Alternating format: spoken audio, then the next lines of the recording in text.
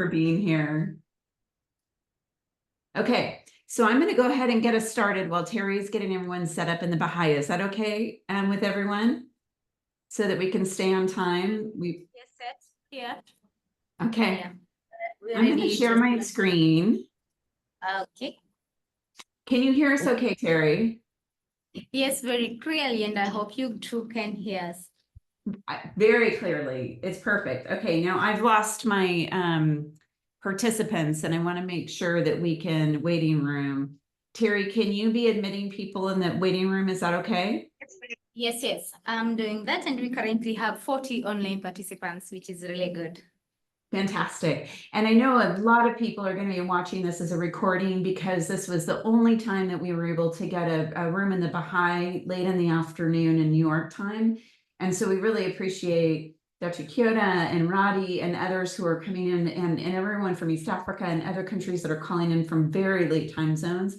But we will also have a recording of this that we will send out to almost 300 participants that registered.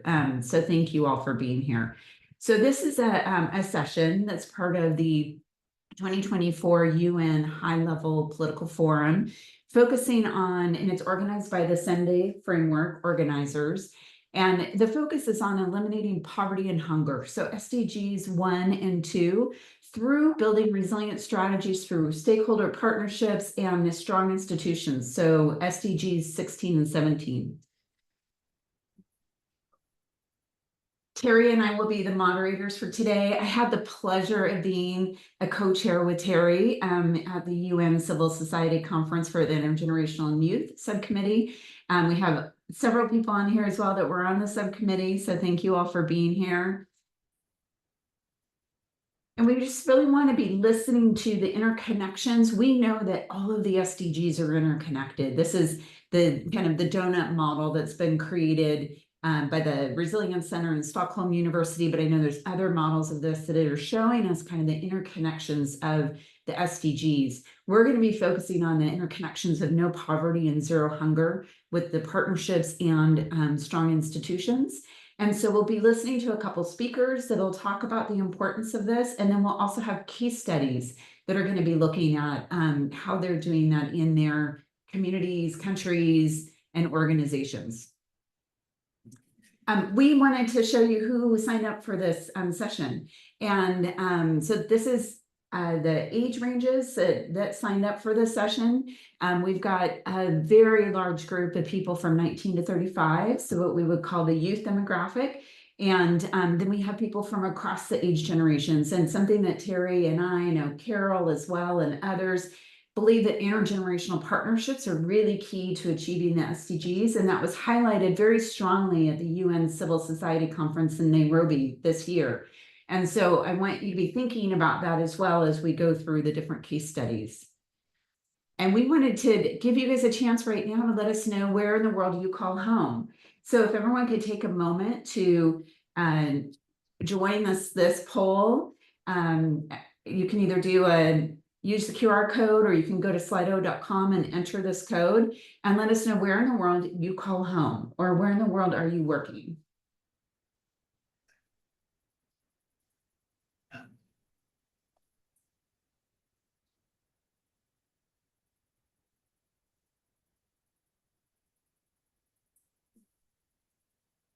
Anybody, is it working for everyone?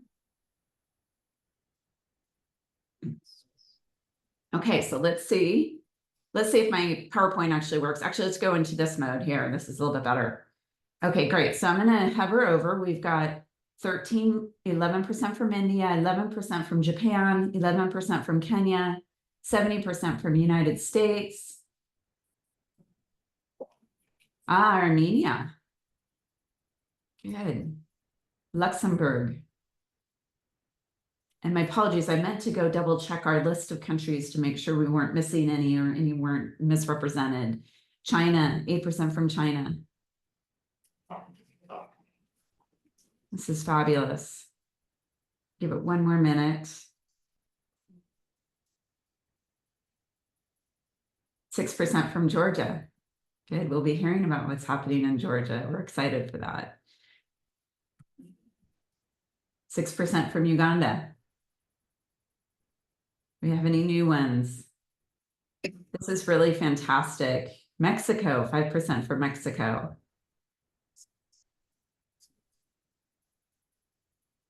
Great. Thank you, everyone. And you can keep joining in on this. We'll come back later and we'll take a look and see how this changes. We've got Austria now that's joined. See if we have any new ones that have joined. Kenya, Luxembourg, Mexico, Nigeria. Great, fantastic. And we have someone else that just joined. Let's see here. Lebanon. Thank you. Okay, good. So we'll come back here later and take a look at who's part of this, where we call home in this group. And part of the reason that we thought that that was really important to highlight is that we know that community and societal change is going to require new, more comprehensive and inclusive approaches, really based upon the values of human dignity and equity. And we'll be hearing about that in our conversations. Be listening to how it connects and supports people across the ages and supports partnerships within communities and across the world. We've done this, we've highlighted the interconnections very briefly, but our case studies will do those more. And then what we'd like to invite you to be thinking about is we'd like to produce a blog post with all of you and then people that will be viewing the recording with actionable recommendations. So we're going to be looking at we'll put the questions before the case studies. We'll share those with you. But first I wanted to, and Terry, you please let me know over there if would you like to introduce the first speaker? Because I know that she's in the room with you. Yeah. Thank you, Christine. So we're going to have to switch the speakers and get on inviting Martina from UNDRR, and I will give her the opportunity to introduce herself and let us know where she works, and then give us the opening presentation. Fantastic. And Terry, I think I'm going to stop share so that we can see the Baha'i room better and see Martina, because Martina's with you in the Baha'i room, correct? Yes. Okay, I'm going to stop share so everyone can see Martina a little bit better. Let me pin that. There we go. Can everyone see the Baha'i room? Hello, everyone, and Baha'i in New York City. Good to see you. And Terry, please, can you stand up for a minute, Terry? Just so everyone can see who you are. Thank you. Okay, good. Okay, Martina, would you like to go? Yes, thank you so much. And apologies to the other speaker. It's just that I have to leave at 4. So I just wanted to be sure that I'm able to make my intervention and spend a little bit of time with everyone here. My name is Martina Müller. I work at the UN Office for Disaster Risk Reduction. I work in the New York team. We have a very small team here in New York that works mostly on intergovernmental processes, so really supporting processes such as the HLPF and many others. We have a few exciting ones coming up this year, such as the Summit of the Future, which includes, of course, the Pact for the Future, the Declaration on Future Generations, and many others. For those who are not familiar with our office, just to give a short overview, our headquarters are in Geneva. We are a fairly small office within the United Nations Secretariat. We have about 160 staff members, and most of these staff members actually work out of our regional offices. We have offices in Panama, in Nairobi, in Brussels, in Cairo and Bangkok, and I might be missing a few, but our staff in these offices actually engage directly with countries to support them on, developing plans and programs to ensure more resilience, right, and disaster risk reduction measures. But with this very short introduction, I wanted to speak to the topic I was given, which is strategies that guide resilience building initiatives that combat poverty and hunger. I want to commend the organizers on this event and the choice of this topic as well, because it is in fact extremely relevant. As Kristen just pointed out, all the SDGs are interrelated and really one affects the other. Now, of course, SDG 1 on poverty and SDG 2 on hunger also have specific targets that relate to resilience, to disaster risk reduction. So we can see that even back in 2015, member states were already very aware of these interconnections, and that if we want to reach zero hunger, if we want to end poverty, we also have to ensure resilient futures for our societies. Resilience is not just a concept, it really is a necessary strategy to address these interconnected challenges. And particularly, it ensures that vulnerable populations can maintain their livelihoods and their well-being, thus combating poverty and hunger.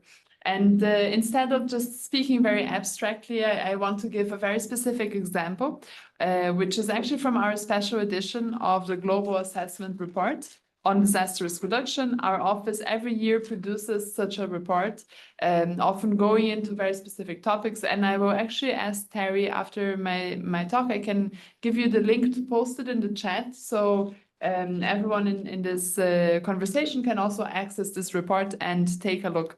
But the report goes into a few specific examples, and it talks specifically about drought, because this is a dramatically increasing disaster risk, which has substantial knock-on effects on global food security, of course, also on employment, on education, on many other fronts of sustainable development. And it has already resulted in 2 billion people now living under water stress, and an 80% increase in the risk of crop failure and hunger in sub-Saharan Africa and in Southeast Asia. So we see a very direct correlation there, a very direct link between disaster, in this case drought, and increasing water stress and hunger and poverty, right? And the report goes into one suggested strategy to tackle this challenge, which is really, I would say, a more long-term strategy and a nature-based solution strategy. I'm always very keen on exploring these strategies where you're working with nature, right, to address your challenges. And this example that the report goes into is on the Great Green Wall. Now, I'm sure many here have already heard about this initiative, but it is an ambitious project to create a wall, sort of, if we will, of vegetation along the southern edge of the Sahara as a durable response to counter deforestation and to improve the livelihood of people who are largely dependent on rain-fed agriculture and also livestock.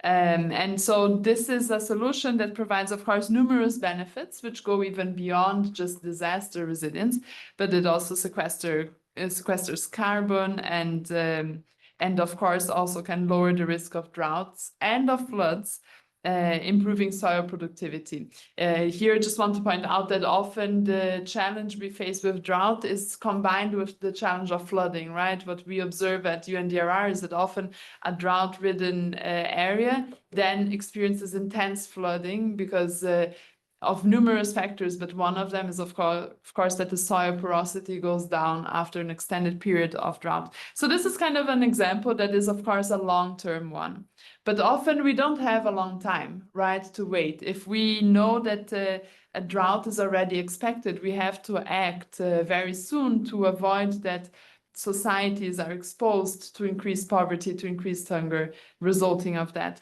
So to give you an example of kind of a more short-term solution, our strategy at UNDRR and many UN partners are increasingly talking about anticipatory actions, right, that can be done, which are essentially this terminology we use to talk about humanitarian interventions that involve pre-agreed and pre-financed action before a disaster occurs. So when you already know, okay, this region, for example, might experience drought in the coming year, what can we do now? So as one example of this, very recently, the World Food Programme, it activated anticipatory actions in numerous countries, including Bangladesh, Guatemala, and Mozambique, so many different regions of the world, in response to the predictions of the El Nino. As you might know, we had the El Nino oscillation event. It is actually still sizzling out now, but in early 2023, WFP already started these anticipatory actions with $53 million pre-arranged for potentially affected regions in 2024. And this supports people to minimize the damage and the impact, right? So if these actions are planned ahead and you can go and support the people who will be affected by drought in the future, you can significantly minimize the impact that event will have on them. And of course, in this case, helping to prevent that people slide into poverty or poverty gets worsened and hunger as well. I want to point out that a crucial element for anticipatory action and really for any action in this field is the risk knowledge, right? Particularly in this case, in the development of risk profiles that identify critical issues to inform decision-making. So in this case, you have to be able to know that there might be a drought in the next few months, right? And for that, you need really improvements in data systems and methodologies and technologies, alongside, of course, capacity building to enhance forecasting for more anticipatory action and also more long-term interventions. And I might point out as well that a new guide to anticipatory finance was just launched by the UN Office for Disaster Risk Reduction. I'll also share the link for that in a minute. And this guide, it supports actors in identifying and increasing the finance available for actions taken in advance of forecasted hazards to reduce their impacts. So just to conclude, I would be remiss if I didn't mention early warning systems. This is a fundamental strategy as well to avoid that disasters impact these SDGs and that we are able to build resilience against it. It's a cornerstone of resilience and can significantly reduce the impact of disasters, enable timely interventions and preparedness actions, and as a result, reduce the vulnerability of communities to disasters. So as I said, there are several short-term and long-term endeavors that definitely require collaboration across different sectors with government stakeholders involved. And I would say that it is really crucial to engage the communities, who is really impacted and affected by hazards for any of these strategies to be successful. If we really truly want to build resilience. I will stop there with many thanks. Thank you so much, Martina. And due to time, we will go to our second opening speaker before we have 2 questions from the floor and online. Welcome, Carol. Thank you, Terry, and hi, everybody.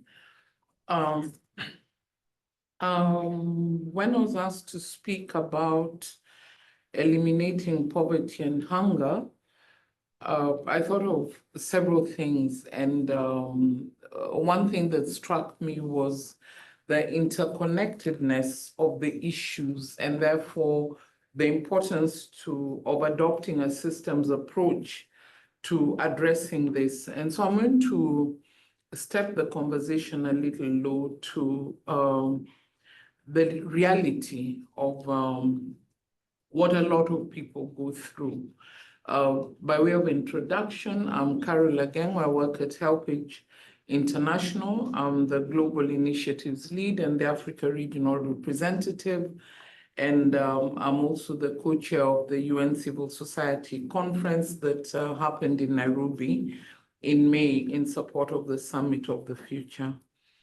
So the first thing that came to mind was Agenda 2030 and the 3 Ps of people, planet, and prosperity. When we speak about poverty and hunger, then we cannot divorce ourselves from the issue of the people, but also the planet in which they live and the prosperity that eludes them and slides them into poverty and hunger. And I thought about what are the drivers of poverty and hunger. And I think if we went around the room, we would not get a shortage of answers on what drives poverty and hunger.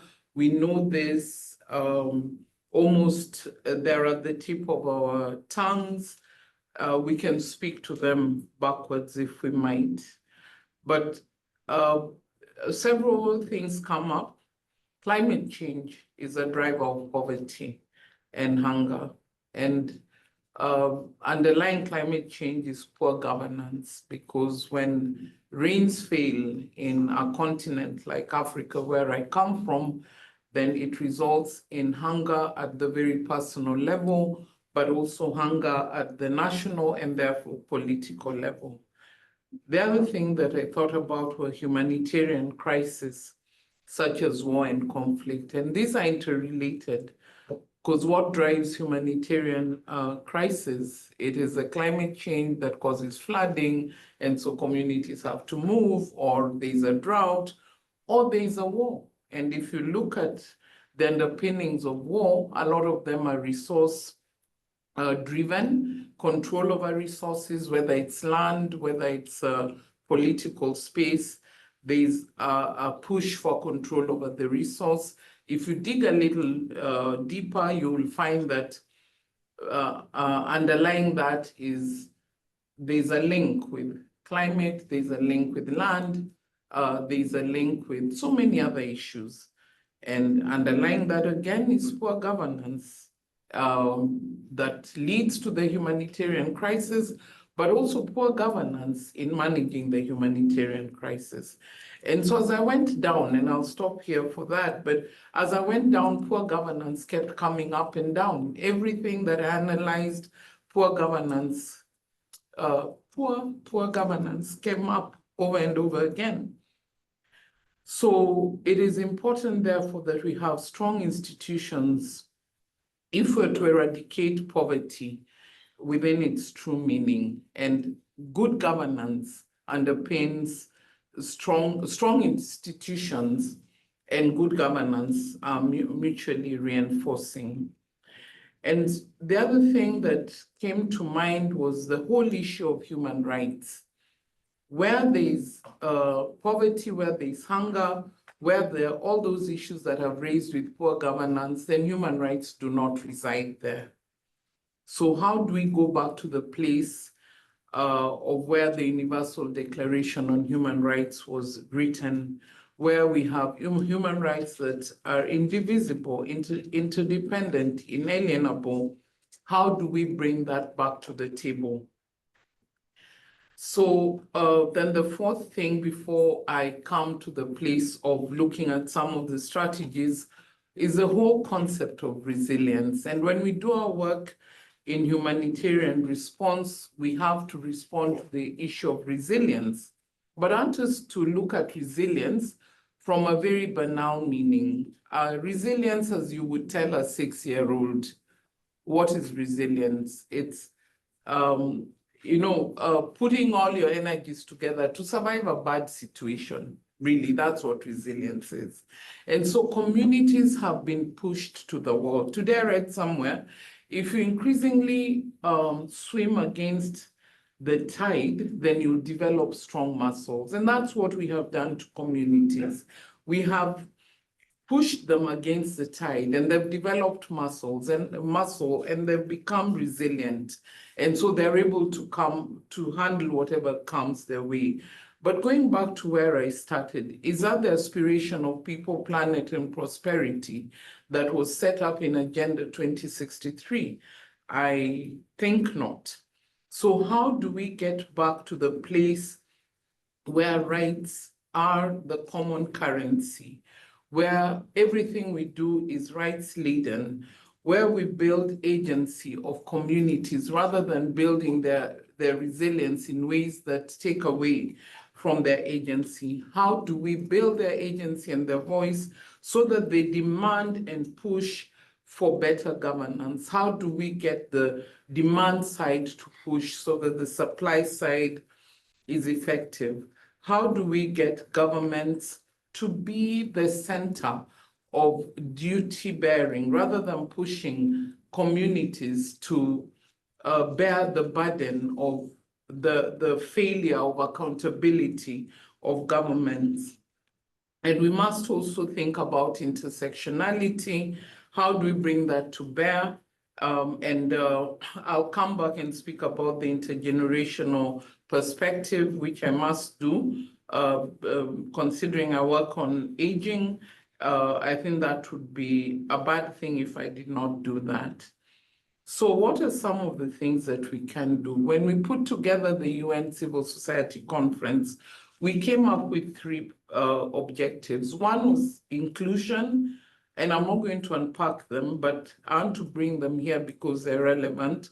One was the issue of inclusion, one was on impact, and one was on innovation. So we can still bring the issue of inclusion so that we bring, when we're speaking about resilient strategies, then we're bringing the voice of communities whose agency we have not taken away and whose rights we continue to uplift so that they are involved in the decision-making around the issues that affect them so that they can address the issues of poverty and hunger and not only take the big picture idea without looking at how their lived experiences affect their direct poverty and hunger. We need to move from survival to thriving. I was about to say thrival. I don't know if there's such a word, but we need to move from survival so that communities are not just surviving, so that they are thriving. Remember the 3 Ps of people, planet, and prosperity. Prosperity cannot happen in a situation where we are only surviving. And then we also have to look at the issue of poverty from a systemic perspective. And the lady who spoke before me spoke about and Christina also spoke about the interconnectedness of the SDGs. We must continually remember that even as we address the SDGs, as we address the issues, SDG 1 on poverty, as we address the issues of hunger, then we must look at all the other SDGs because the world is not linear, it is interconnected and not always in neat ways. So we must take a systemic approach and we can only do that, and this I will quote, systemic change will only happen when there are fundamental and sustained changes in the policies, processes, relationships, and power structures, as well as deeply held values and norms. So we will not address poverty and hunger when we think that part of the world, it is okay to live on less than $1 a day. And when I say that, that means that we need to hold governments accountable.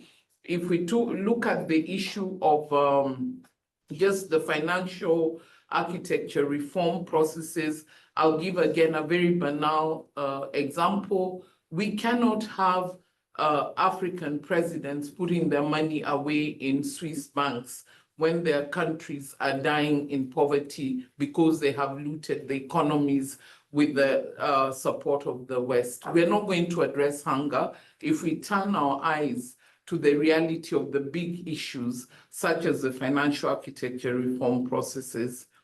And then if you look at the path for the future, the Rev 2, I think at paragraph 2, action paragraph 2 says that we will not accept a future in which dignity and opportunity are denied to the world's population.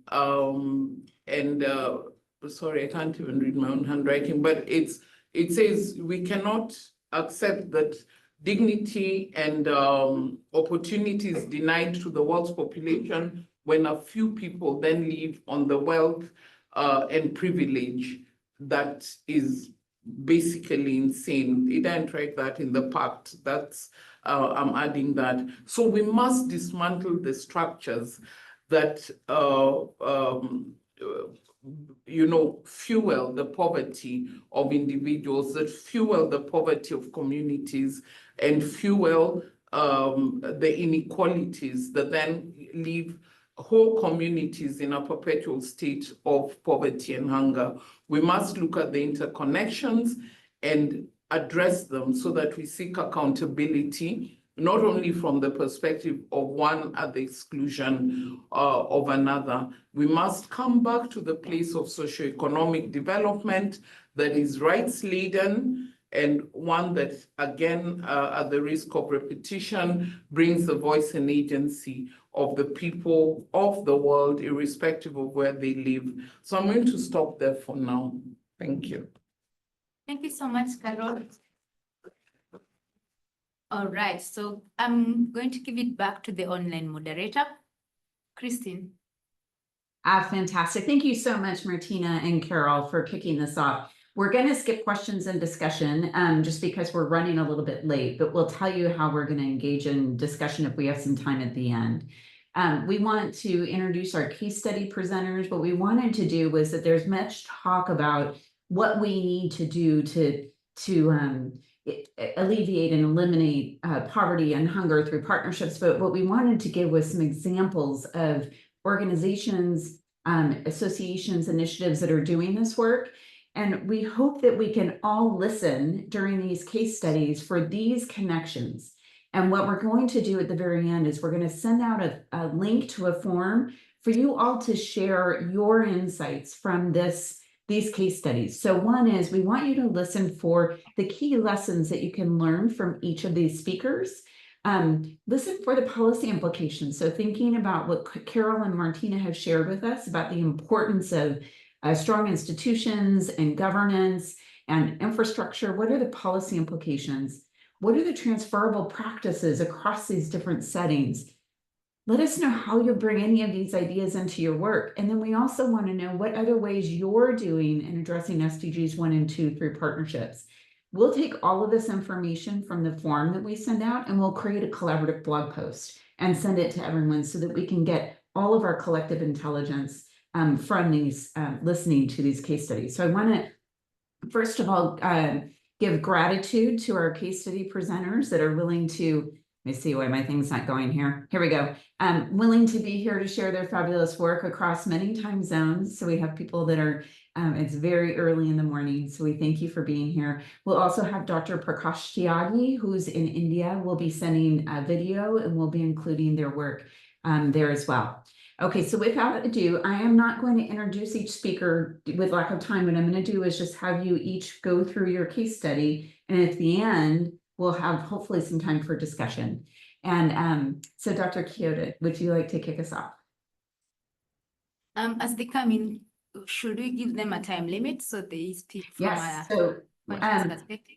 we have 7 minutes, but if we can do it like in 6, I think we'll be good. And I know, Emmy, you've got probably 5 or 4 left for your voice. So we'll let you go first.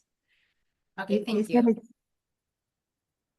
Sorry, Christine, should I wrap up like 3 to 5 minutes? That's what you said? However you want to do it. I just want you to take care of your voice. So, No problem, no problem. okay. Yeah, but thank you so much for the invite for this meeting. I'm very honored to be a part of this, and I'm looking forward to sharing my learning basically based on what I have done for last 15 years. So I just wanted to discuss about empowering communities, how I have, my team and I have worked with post-disaster area in Japan, Nepal, and Philippines so far. These are the photo of the older people who we worked with in those 3 countries. So it just tells you that our approach is really to trust older person as not just a beneficiary, but active agents to change, and how can we actually empower them. Next, please. And I have been very much interested in demographic shift. It's not only about aging issues, it is really about the shift of demographics that are impacting on our society that intersect with climate change, and how can we come up with a solution in an equitable way. This has been my research interest these days. Next. So since we have very short period of time, I'm just gonna go through very quickly. So 15 years ago, I started the organization called Ibasho. Ibasho is a Japanese word, the place where you feel at home being yourself. Why I chose this, the name was that my background is architecture and urban planning. I was designing hospitals and nursing home and housing for older populations. And I realized that we weren't really understanding what the community members want, what the older people wanted to do, and how they wanted to age. So when we looked at it, we were treating older people as if we have to look after them rather than empowering for them to be a change agent. So I wanted to start Ibasho. It is an organization really try to shed the light that older people are valuable assets to our community. throughout the world. And their life experience and wisdom benefit younger generations that help strengthen the community resilience. Next, please. So basically, what we believe is that if we provide strong enough but not prescriptive framework, which is a tool, and strong support with again with a strong trust from a whole society approach, older people are able to ensure that long-term sustainability for their own program. What we tried to do in the very first program in Japan was post-disaster time in 2011, the earthquake area. It was a heavily hit by a tsunami effect. And what we found out when we went there to help them out, older people wanted to do something rather than being helped. So we created these 8 principles, basically to try to implement this whole 8 principle. It is interconnected. So you cannot only do like, oh, we wanted to do principle 1 and 2 and forget the rest. We really push 8 principle to put it together into their own practice.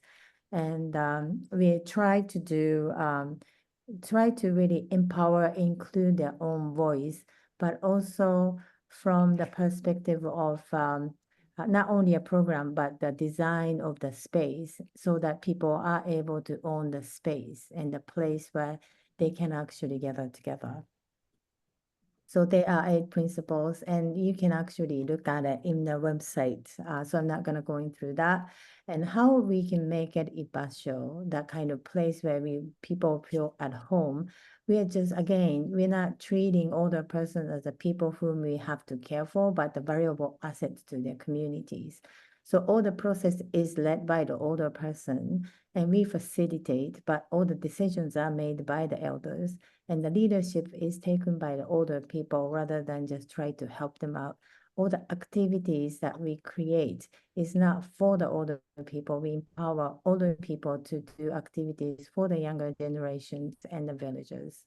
And the place is normally we choose the place. It's a green field, middle of nowhere. It's nice, secluded area. But what we have been discovering these days is that older people wants to be engaged and included as a part of the everyday life. So we choose the space and the place where there's a heavy foot traffic, and we try to remove this institutional mindset by designing a space differently. Next. So this is some examples. One of the resilience that we talked about. So this was a post-disaster time. This is a place where we created with older people, and it's owned and run by older population for last 11 years, actually completely self-sustainable manner. So what we have worked on was to redo the evacuation map, because the evacuation map in Japan at that time was not good enough for older people to safely evacuate. So we decided to take the evacuation map out of the city, and we created the map for that's appropriate for the older population and the children, small children and the mother with the small children, so that we have more appropriate kind of evacuation map. Next. In terms of Nepal context, again, place making is incredibly contextual. So we created okay. Sorry, Emmy, I hit the wrong button there. No There you go. problem. Yes. So this is a map that we created. So Japan, we had a map already to improve the map for the age appropriate. In that village in Nepal, we worked on it. Again, this was post-disaster time. They didn't have maps, so older people actually took a leadership role to create their own map for resource map and evacuation map. So they were moving forward. Next. So, yes. So this photo actually tells you the current aging society, actually.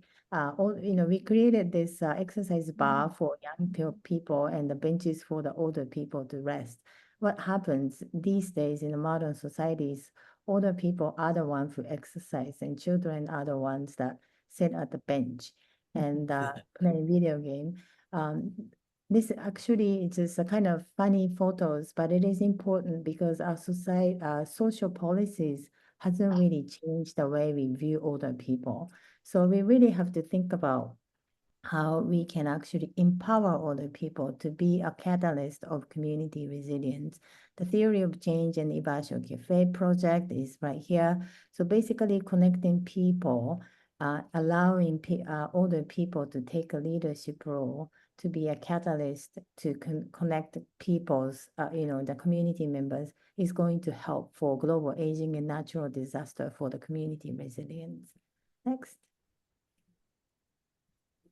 And this community hub, it's a resilient hub, is very important. I mean, this is a start to share my learning. So it has been around for about 10 years. It's again run by older populations and it's independently run. What we have been learning is that this kind of community hub can become resilient hub, but it has to be a part of the everyday life where people pass by and do something. So you cannot create a resilient hub separately out of everything else. The last one. Yes. It's important to actually create the community space has easy access from the community members. So give opportunity for people to access to being engaged. It's important because normally we have senior center that provides activities, but people don't come to eat together with neighbors or visit people because they don't have a good living room space. They use this as a living room space. They also share the information and what they can produce. And also they use facilities here and they're also being a part of operation. This looks very common sense to a lot, but we don't do this enough. So we are hoping to create a community that trust the older person to improve what we have so far. And our learning is that this has to be done whole of society approach. We worked with national, city, local government, and directly working with the community members to make this happen. That's why it is self-sustainable. And a strong collaboration is important, and we really have to include and trust the decision-making done by older people. And we should not over-design program and the space either. And lastly is that we should really look into older people beyond being vulnerable and enable people to actually help other people to have access to that equitable way of the service. Thank you. Thank you so much, Amy, for sharing about Ibasho. I really appreciate it. And we'll hold on questions for folks to ask us later. So thank you so much. And now we have David. Thank you, David. I know that you just arrived into New York from flying, and you're in the Baha'i. And would you like me to keep your presentation up? Here, and I'll pin you. You can switch to his bio first. Yes, yes. Perfect. There we go, David. Thank you. You're on. Can you hear me? Yes. Yes. I will stand up. I think that will be more easier for me to navigate. Thank you very much for having me, and I'm very grateful for being part of this, and thank you, everyone. So I'm David Pondu, originally from Benin, and I'm currently based in Japan. I'm working with a Persona Group as a business developer, and I'm coordinator of Awaji Youth Federation, which is an entrepreneurship program that brings young people from across the world to create a global impact on the island where I stay. So I cannot see the slide anymore. Did you remove? Yeah, just for a moment so that people could see Okay. while you were introducing. Go ahead. Okay, I'm moving. So that's the introduction, of course. So we bring people from all over the world. So we take the global perspective to create local impact. So that what we're working on. So yeah, next please.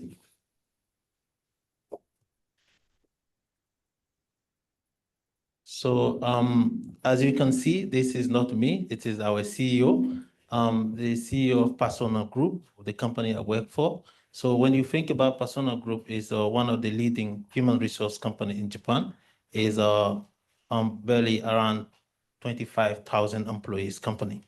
So Personal Group have its own philosophy. It all started with solving society problem. So that what the key mission that drive the CEO that you can see as a high school student, university student. He started this company and is going to be 50 years now.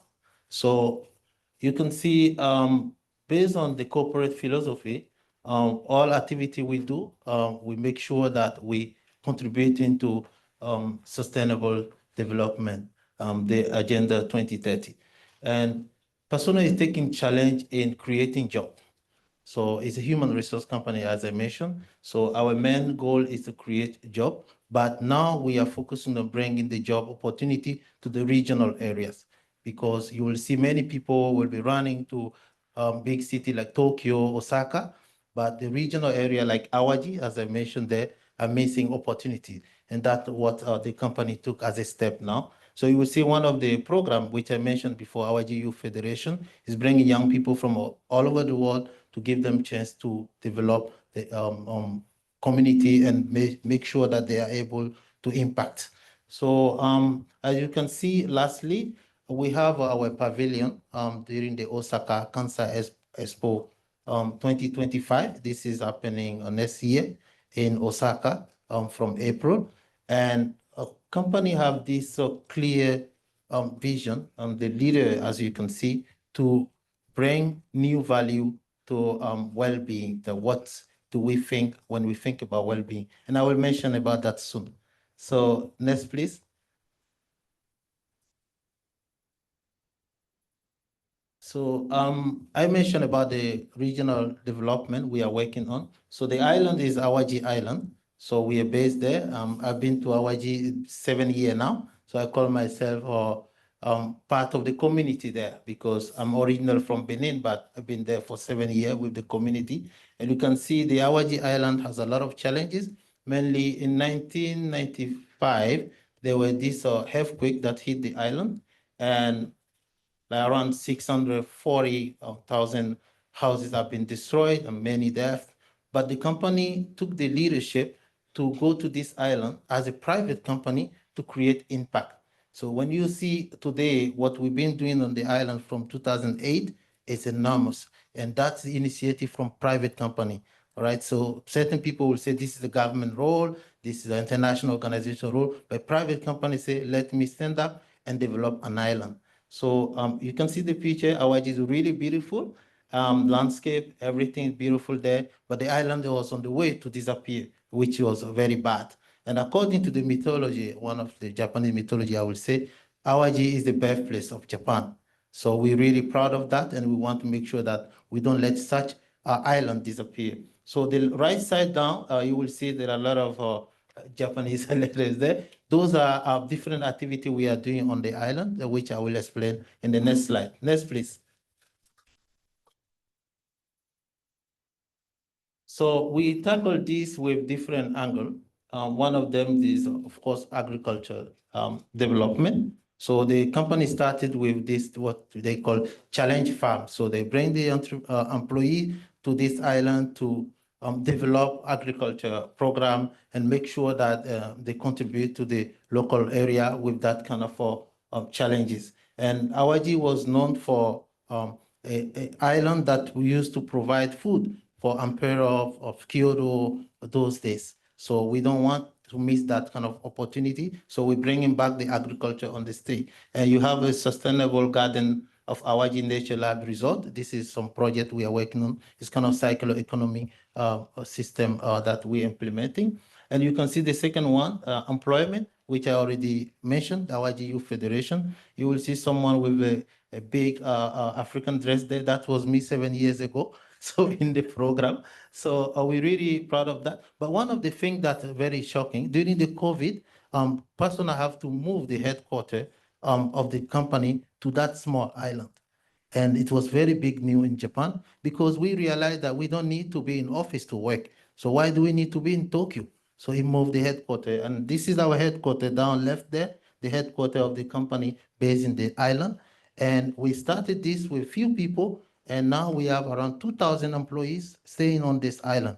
And the island, you think about the population is around 150,000 in total for the whole island, and we are contributing that way. Next, please. So you see here, Nojima Scholar, left on the top is one of the schools that we renovated to become a restaurant and to become a very attractive point in this island. Why we renovated this Nojima Scholar is because during the earthquake, this was the center of the most hitting place in the island. If you Google Nojima Scholar, you will see that. But the company comes in and renovate this school and make it attractive, and people will go there to see. And the right side, you will see this is the anime park. It's called Nijige Nomori. We're working on together in partnership with the local government. But why I mentioned about this is because we're not just doing that as only private. We try to approach the community. We try to work with the local government to implement this kind of solution. And left, chef garden, that's very interesting point, is during the COVID, many of these chefs have lost their job. So it was very difficult. The company have used container system to create kitchen for them to rent. So when they come to the island, they can come from different type of, like a different country, come with different type of dish. And then we support them to promote and make sure that they sustain and keep moving, they running their businesses. And that was very interesting point. And we're still doing that actually. And on the right side, you will see this is called Zembusene. It's a very well-being place. People, when they finish their entire in city like Tokyo, we want them to come to the island to relax, to refresh. But we promoting this island as a well-being destination. We want people to think that, okay, opportunity is not only in the big city, you can also go to the local area. There is a job for young people there, but at the same time, you can also refresh. Please, next. Thank you. So one of the interesting thing I want to mention is a persona nature-verse concept. So this company leader I mentioned about Mr. Nambu Yasuyuki is a very great visionary person. If you Google him, you will see he's one of the leading business venture in Japan. And you will see he come up with this concept called a nature-verse, which is how he see the well-being of the society and the future. And we are going to have this, actually is a pavilion during the Osaka Expo 2025. So I will show you more detail in the next slide. So in persona, this persona nature-verse, as I say, it's from Mr. Nambu Yasuiki, is this concept of thinking about how to create harmony. So harmonious living with the environment, promoting wellness and sustainability. And the nature-verse comes from the keyword of nature and universe. So I want to read this properly for you to understand. Can you go back a bit quickly? He says our society is a part of the natural world, and humanity's continued existence is thanks to the nature. All right. So, however, at some point, we seem to have started to take this for granted and forgotten our sense of gratitude. Thank you, life. So when we are grateful to the nature, we will not destroy the nature, and we'll make sure that we keep all this we are talking about, SDGs, sustainability. I can see that as a beyond, because it's come from you, it comes from your gratefulness. Yeah, please, next. So, next, please. Yeah, this is how we summarize it. So the thank you life, which is the concept of nature-verse. So when you think about it, you will think about mind, you will think about body, and you will think about bond. So your well-being depends on your mind, it depends on your physical activity and what you eat and all this, but it also depends on the society. So that's what we're going to demonstrate in the Expo 2025. Next, please. So to conclude this, you will see we've been working on different activity, mainly regional revitalization initiative by collaborating with different partners, local government, other companies to make sure we improve the island. So if you think about this and you think about what you're also doing in your organization or in your country, I think this is some kind of approach that you can implement. And it doesn't have to be public only. It doesn't have to be international organization or NPO. Private company can take such a lead to develop and contribute to the society for real. All right. So together, let's try to make a significant impact in society, whatever we do every day. So next, please. Yeah, I mean, this is where after this presentation, I want you to keep in mind that, of course, everyone from any organization, it can be private or public, we can all contribute to society. And we are waiting for you. If you want to discover more about this concept, you can definitively join the Osaka Expo 2025. That's happening from April for 6 months. We are going to demonstrate all this content. And of course, if you want to keep in touch, you want to collaborate with anything we are doing, we'll be very happy.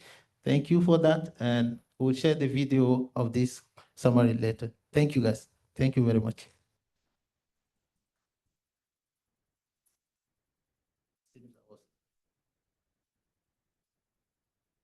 Sorry, I was on mute. Thank you so much, David. And I put the link to the video in the chat as well, so people can watch that later. So we really appreciate you sharing that video and also sharing the story. And good luck with the expo next year. We can't wait to hear about it. With that, Rati from Georgia, I'd like to turn over the presentation to you. Hello, good afternoon, everybody. Thanks for invitations. This is a really good event, and I appreciate being here.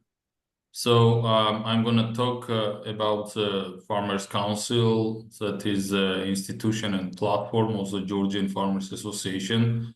And I would like to underline this platform as a community-led governance and partnership initiative with Farmers Association and their impact on poverty and food security. Next, please. So a few words about Georgian Farmers Association. It was established in 2012, and we have more than 5,000 members. We have individual members, farmers, as well as the sectoral associations, small associations. So this makes us an umbrella association in Georgia. We have 5 regional offices and covering the whole country. So we are a privileged partner of Copa-Cogeca as a European country and a member of World Farmers Organization that I represent also today. Next, please. So main directions of Georgian Farmers Associations are various, but I would like to pay attention on the advocacy. And I will talk about this Farmers Council that is a main advocacy body for Georgian farmers. Next, please. So Georgian Farmers Association established a Farmers Council about 7 years ago in order to protect the rights of farmers and ensure their participation in policymaking processes, extend the Georgian Farmers Association communication network at the sectoral and regional level for more efficient promotion of farmers' interests, to deliver ongoing monitoring to identify and address the problems emerging in the agricultural sector at early stages, and promote and strengthen farmers' visibility with a particular focus on promoting young and female farmers and representatives of minorities. Next, please. So this is a structure of Farmers Council. So we, Georgian Farmers Association, are leading this process.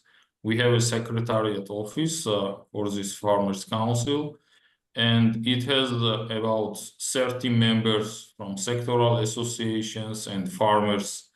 So sectoral associations have its members as well. So we are working in the sectoral and regional working groups and committees to identify the problems in each sector or value chain or in a regional or community level, then elaborate a policy kind of initiative and submit to the various stakeholders we are working with. So next, please. I'm sorry. So our key stakeholders are public sector for sure, like the government of Georgia, including Ministry of Agriculture and Environment, Ministry of Economy, and so on and so forth. And Parliament of Georgia for sure, especially Agrarian Committee. Private sector, for example, food value chain actors, whether it is retail chains, HoReCa, input suppliers, export companies, etc., and financial institutions like banks, microfinances, and also international community. Thanks to the donor communities, Georgia is privileged to have many of them in the country, and also international organizations like WFO that I represent today. So regarding WFO, I would like to briefly highlight that we engage in external partnerships to ensure the achievements of SDGs. Concurrently, we believe in the importance of knowledge sharing within our networks. This is why we promote dialogue among our members and establish working groups and committees on thematic areas.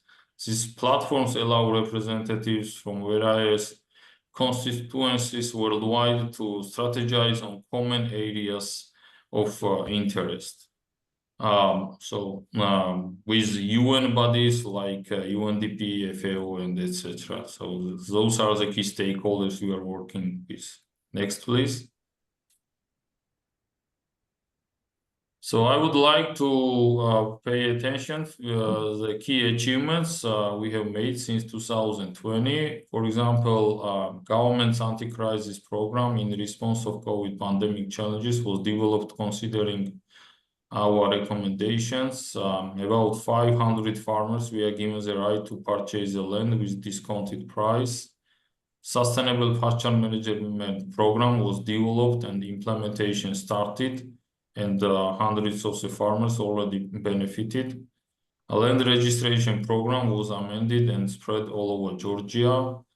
About 30 draft legislations were discussed and comments incorporated, and about 20 initiatives were submitted to the various stakeholders, and many of them considered already, among others. This is a few examples. Next, please. So saying all this, we believe that building strong institutions like Farmers Council and its partnership work to reduce poverty and hunger. So thank you very much, and I'm happy to answer if there is any questions. Thank you so much, Rati. And unfortunately, we don't have time for questions. But we are going to make sure in the blog post that we have an opportunity to have conversations with each other about what we're learning and questions. But I have questions that I'm going to send to you.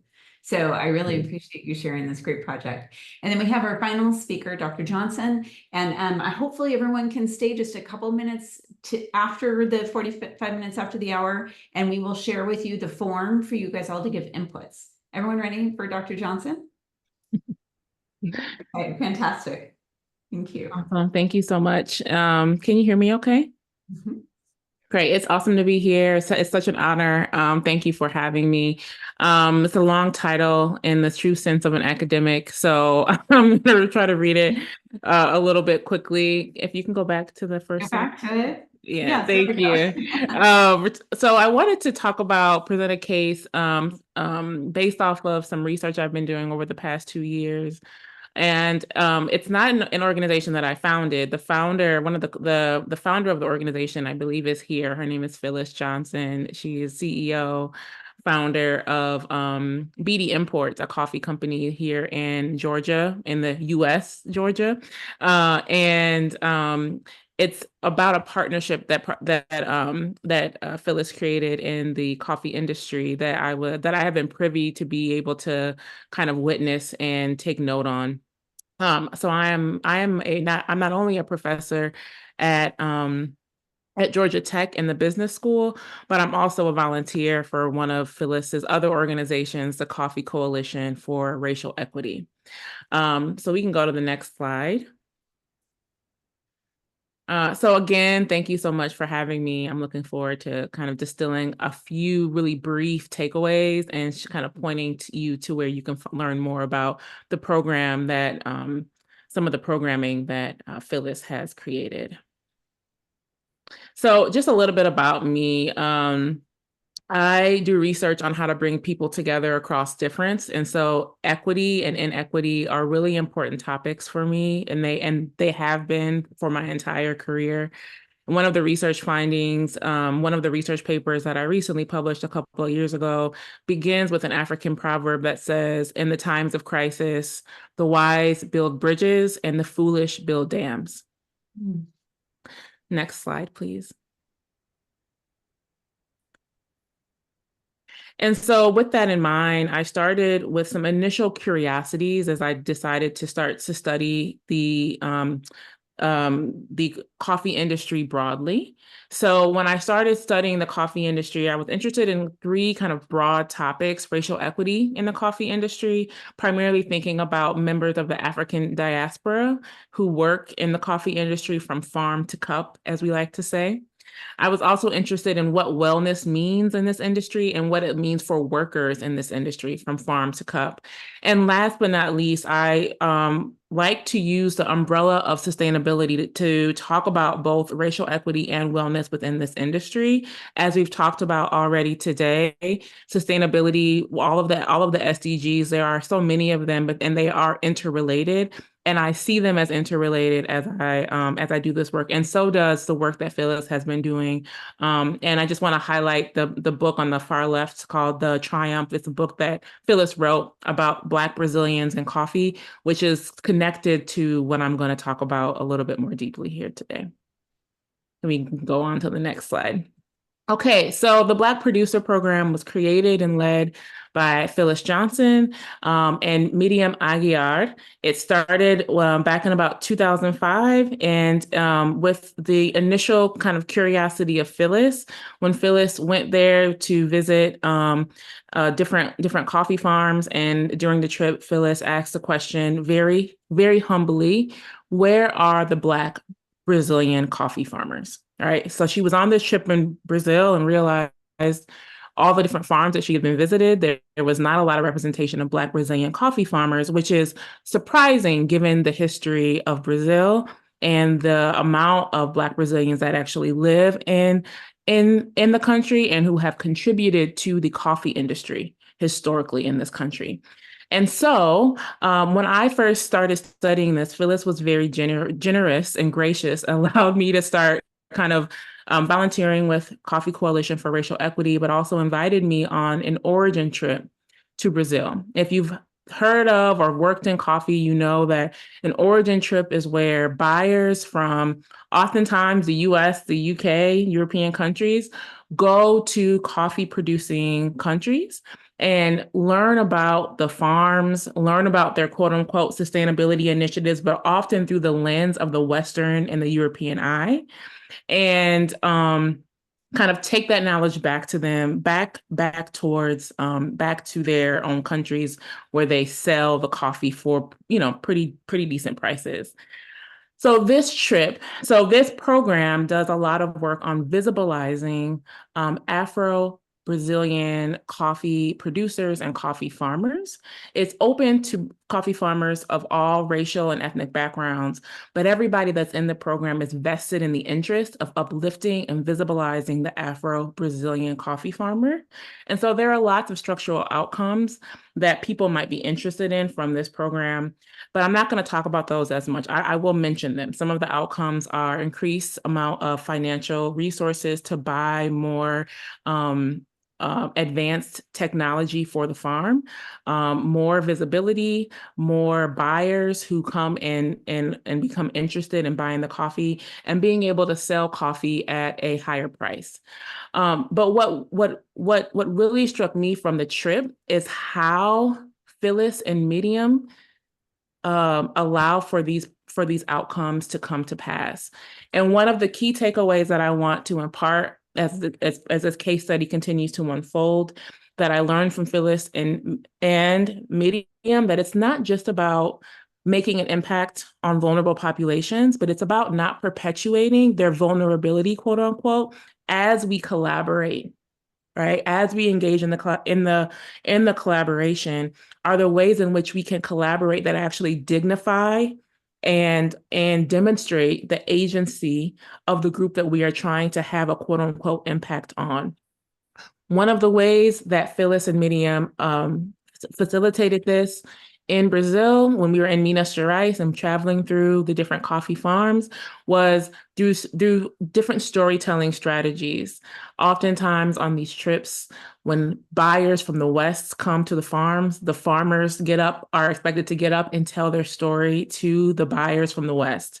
This often looks like a very colonial practice where people of color get up and perform so that people from the West can kind of, evaluate them and figure out whether or not they are valuable people to invest in. Something that Phyllis and Miriam did on this trip that kind of flips the script, kind of made everybody question some of the ways in which power structures are embedded and how we even relate to each other on these trips, is that they asked the buyers on the trip to get up and share their stories as well. And everybody on the trip was very surprised because it was my first origin trip, but it was not other buyers' first origin trip. So they had not experienced this on other origin trips where they too were expected to stand up, become vulnerable, quote unquote, share their stories in front of a group of people, and become evaluated by them. This is one strategy that I would invite us to think about as we engage in collaborating, is thinking about how we engage in storytelling, and also thinking about all of the other ways that we work with each other that might perpetuate inequity and vulnerability in very subconscious but unconscious ways. I think that how we collaborate and how we work together can really allow us to get to our end goals of less poverty and more equity. Next slide. If you want to learn more about this trip and what happened on this trip, you're more than welcome to read this article, and also to learn more about the Black Producer Program. There are links to all of that in this article. It's a free access article on Roast website. And that's all I have. Thank you all so much for your attention and for having me. Thank you so much for every speaker that has spoken and for every participant. We have managed to maintain a good number of online participants and also the in-person ones. We would like all the speakers who are online to have the cameras on so we can take a screenshot. So spotlight that instead. And oh, Terry, go ahead, and just a couple other Tiffany, notes before we close. yes. Okay, let me remove this. So I need. And then, so let's do a speaker photo, and then let's also do a photo with everyone. So I'll unpin the speakers. And we also have a couple of things to send out for you for invitations to join. So we have, you'll notice that Peter had been sharing in the chat. We have a LinkedIn group and a WhatsApp group that we really hope that people are able to join around UN related opportunities for us to collaborate. So I've just put those in the chat. And then here is the form for everyone to give your not feedback, but your insights from the sessions today about what you learned, policy implications, transferable practices, and things that you can bring into your work, but also things that you can offer from your own work. So I know there's a lot of people here that I've heard your stories and are doing amazing work that I would love for everyone to also contribute. So Terry, Right. Okay, photo time. Okay. Are you ready? Have you taken a photo? I have taken a screenshot from my laptop. Okay. And let me take one from the screen. Okay, everyone smile. And then let's get everyone in here. I'm going to remove the pins and we will get the gallery view of everyone that we're so appreciative that you joined. Remove pin. Let me pin. Okay, and now we need to go on gallery view. So everyone that's able to come on, I know there's a lot of people, it's very early in the morning for you or very late at night. So thank you for being here. And let's do a screenshot. And did you get a screenshot, Terry? Yeah, I use my phone. Let me see what I'm seeing on. Okay, just give I'll me do a one minute. Let me more. capture it. Everyone No, smile. return the room to on spotlight. Yes, and okay. And then, I've captured mine. please stay tuned. I think in August, we'll be doing something featuring the work of Peter. Peter, can you raise your hand? Who is also one of the intergenerational news subcommittee members. And Cairo, I don't see your video on, but Cairo is one of our co-chairs here as well. So I just wanted to make sure that you, I recognized you, Cairo, but we'll be doing a feature with Peter Monday, who has developed a team. I think there's some of you here that's representing the different SDGs and how folks are working to address the SDGs. So Peter, we're putting you on the spot there in August, September, when you return from the UK, we'll be doing a feature. Good. Thank you so much for reflections? everyone. And we're going to have to end the Zoom call because of the time of cleaning up here at Baha'i. But we appreciate everyone and thank you for joining. We will follow up through email. Thank you, everyone. Okay. Thank you for being here. Thank you. Thank you for our speakers as well. Thank you all. Bye-bye. Bye. Bye. Bye-bye. Appreciate your presentation. Oh, Yeah, we will thank share this you. slide deck. Merci.